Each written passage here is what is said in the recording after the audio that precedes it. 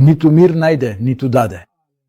Си замина им посакуван трпение на каберхалкот. Почитуван учителу, дали човек на вистина привлекува тоа во што верува? Дали ова е точно според Куранот? Тоа не е вистина. Пошто трча човек со неукротена душа? Трча по многу пари. Тоа е световниот живот. На почетокот, за жал, секој поседува 19 негативни особини и во животот на луѓето кои ги имаат овие 19 негативни особини, секогаш е присутен само овој свет. Нашиот пегамбер, салаллаху алейхи веселем, исто така вели: коренот на секој зло е љубовта кон овој свет. Па ние токму тоа го правиме, нели? Дали овој свет по кој трчаме ќе направи среќни? Никогаш. Аллах Џелезану не создал заради светот, туку светот го создал за нас. Значи, ако сакаме да уживаме во овој свет, не треба да го ставаме светот во нашето срце. Кој е нашиот господар? Нашиот господар е Аллах. Во нашето срце секогаш ќе биде зикрот на Аллах. Тогаш секогаш ќе ги пееме песните на среќата. Додека Аллах е во нашето срце, влијанието на шејтанот врз нас е нула. Вратата на расипаноста на нашето его е затворена. Кога е така, стануваме личност која постојано го живее животот со милоста на Аллах,